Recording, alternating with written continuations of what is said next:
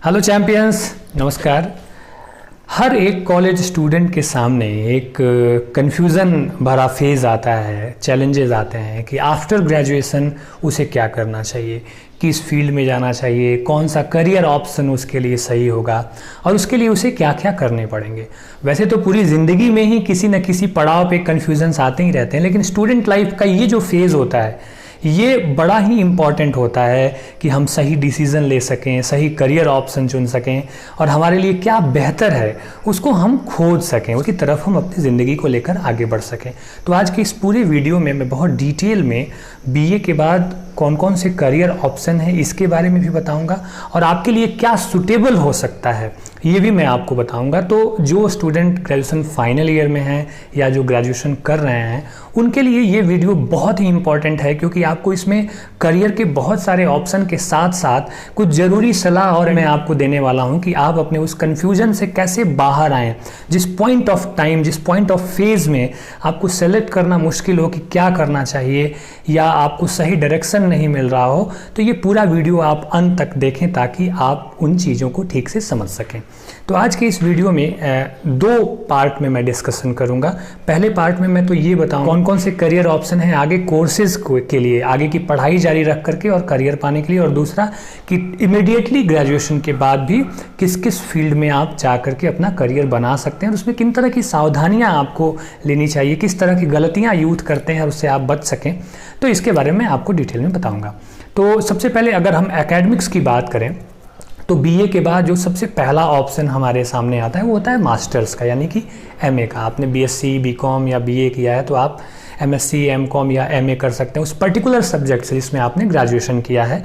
या फिर आपको ऐसा लगता है कि बीए में पढ़ते हुए कि नहीं, आपका रुझान किसी और सब्जेक्ट की तरफ ज़्यादा बेहतर है, तो आप उस सब्जेक्ट से भी मास्टर्स करके और आगे आप नेट सेट जेआरएफ करके और एकेडमिक्स में अपना करियर बना सकते हैं।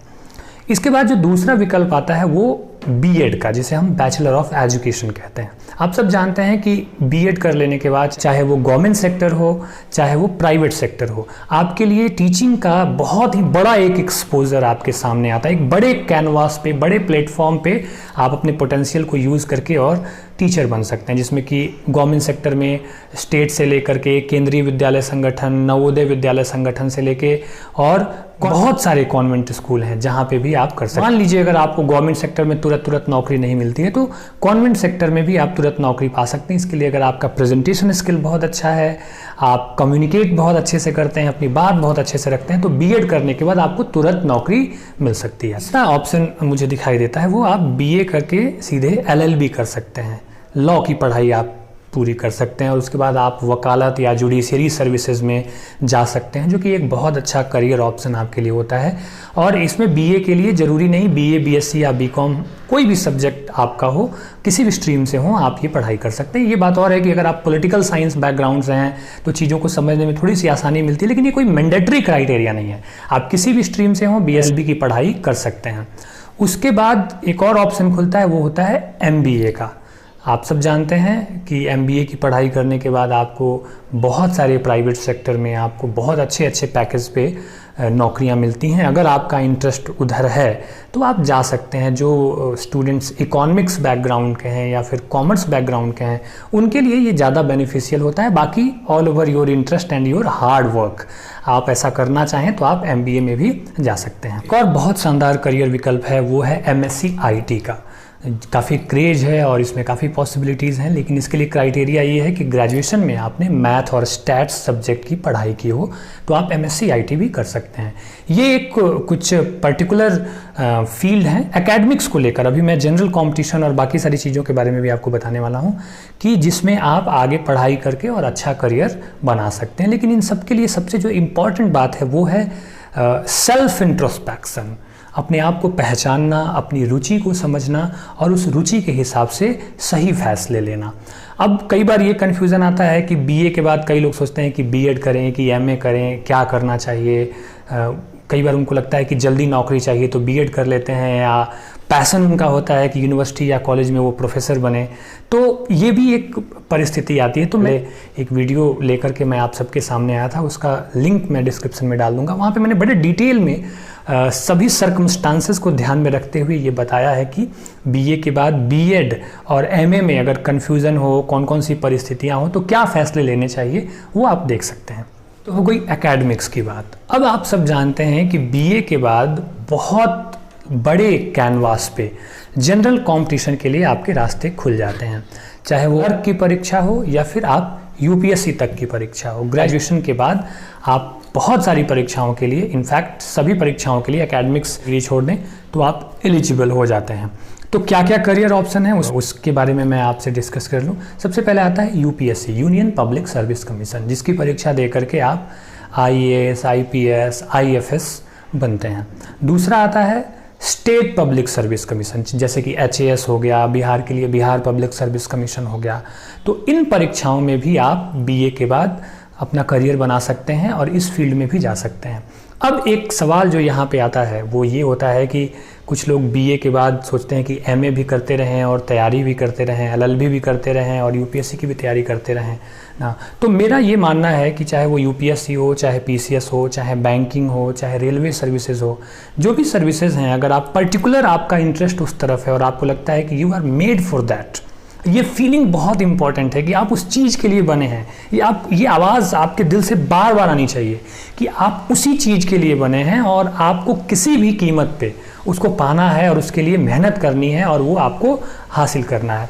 तो मैं आपको सीधे बता दूं कि आपको बीए के बाद तुरंत तैयारी में लग जाना चाहिए। आइडियल स्टेज तो ये होगा कि ग्रेजुएशन के दौरान ही आप इन सब चीज़ों की तैयारी में लग जाएं, लेकिन आफ्टर ग्रेजुएशन कम से कम 1 से 2 साल आपको बहुत शिद्दत से यूपीएससी और एचएएस या फिर बैंक पीओ हो गया, बैंकिंग का सेक्टर, या फिर आरआरबी भी बहुत अच्छा ऑप्शन है, रेलवे रिक्रूटमेंट बोर्ड, इस फील्ड में आप तैयारी करें।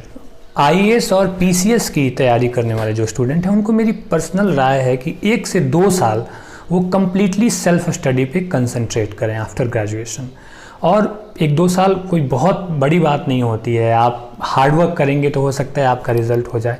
और एक ऑप्शन भी रखें कि ठीक है, अगर मान लीजिए कोई ड्रॉबैक आता है, कुछ चीज़ें ऐसी नहीं हो पाती हैं, तो आप आगे फिर पढ़ाई कर सकते हैं। लेकिन साथ साथ मैं कभी भी ये सलाह नहीं दूंगा कि आप एमए भी करते रहिए और आप आईएएस की तैयारी भी करते रहिए। वैसे पर्टिकुलरली ये पर्सन टू पर्सन वैरी करता है, डिपेंड करता है, लेकिन मेरा जो ओपिनियन है वो ये है कि आप कम से कम 2 साल तक कंप्लीट फोकस्ड स्टडी करें और परीक्षा में बैठें यूपीएससी और पीसीएस के। उसके बाद होता है, नहीं तो आप उसके साथ फिर आप आगे एमए करते हुए और फिर आप पेपर्स दे सकते हैं, ताकि आपके पास एक पूरा बेस बन जाएगा, आप पूरी तैयारी कर लेंगे उसकी, तब आपके लिए चीज़ों को हैंडल करना उतना मुश्किल नहीं होगा।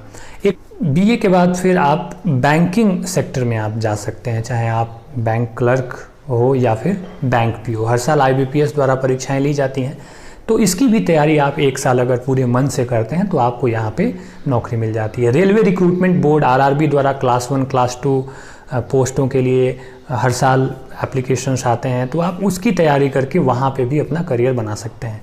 अगर आपके साथ सिचुएशन ऐसा है कि तुरंत ग्रेजुएशन ख़त्म होते होते ही आपको नौकरी चाहिए, तो फिर आपको बीपीओ एक बहुत ही अच्छा करियर ऑप्शन है आपके लिए, तुरंत आपको उसमें नौकरी मिल जाती है।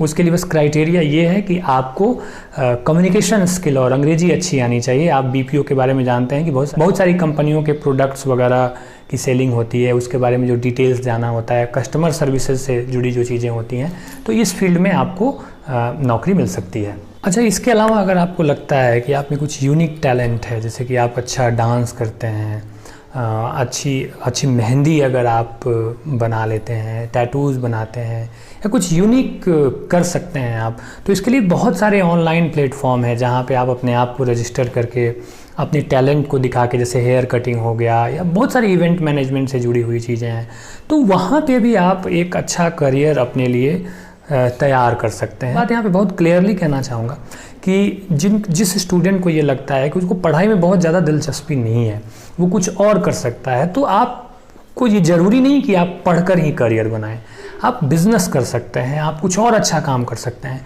सबसे इम्पॉर्टेंट बात क्या है ना कि आप जो भी आप करना चाहते हैं ना, उसके लिए आवाज़ जो है ना वो दिल से आनी चाहिए। और कभी भी किसी भी तरह के सामाजिक और पेरेंट्स के दबाव में आकर के करियर नहीं चुनना चाहिए। अगर पेरेंट्स कहते हैं कि तुम्हें आईएएस बनना है और आपको लगता है कि नहीं, आप आईएएस बनने में आपकी कोई रुचि नहीं है, या फिर आप आईएएस इसलिए बनना चाह रहे हैं कि इसमें बहुत ग्लैमर है, बहुत ज़्यादा सोशल प्रेस्टीज है, तो मुझे बनना चाहिए, ये ज़रूरी नहीं है। हर आदमी हर काम के लिए फ़िट नहीं होता है।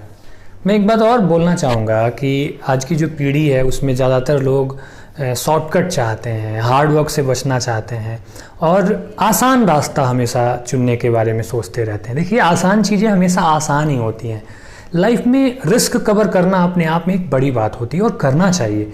मुझे लगता है कि अगर आपको अपने इंटरेस्ट के लिए, अपने पैशन के लिए अगर कोई रिस्क भी लेना है तो बिल्कुल जाना चाहिए उसके लिए। इसके लिए आपको इंतज़ार नहीं करना चाहिए कि सारी चीज़ें आपके मुताबिक हों, सारी परिस्थितियां आपके हिसाब से हों तभी आप काम करें।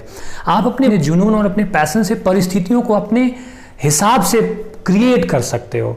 तो स्टूडेंट्स हमेशा अपने दिल की सुनो, अपने पैशन को फॉलो करो, हार्ड वर्क करने से कभी भी पीछे मत हटो and do whatever you want, do whatever you love to do. ठीक है, और ये परवाह बिल्कुल छोड़ देना कि लोग क्या कहेंगे। लोगों की निगाह में अच्छा बनने से ज़्यादा अच्छा है कि आप ये सुने कि आपका दिल क्या कहता है। अगर आप अपनी नज़र में अच्छे हैं ना, अपने दिल से पूछने के बाद आपको जवाब आता है ना कि आप अच्छा कर रहे हैं, तो समझिए कि आप अच्छा कर रहे हैं। तो गाइज़, ये था आज का ये पूरा वीडियो जिसमें मैंने डिटेल में आपको सब बताने की कोशिश की है। अगर आपको ये अच्छा लगे तो अपने बाकी फ्रेंड्स के साथ भी आप इसको शेयर करें। अगर आप चैनल पे नए आए हैं तो सब्सक्राइब करिए। हम इस तरह के हमेशा करियर काउंसलिंग हो या किसी भी पॉइंट से रिलेटेड जो इम्पॉर्टेंट इशूज़ हों आपके लिए, हम उस टॉपिक पे वीडियोज़ बनाते रहेंगे और आपके बीच लेकर आते रहेंगे। नमस्कार, शुक्रिया।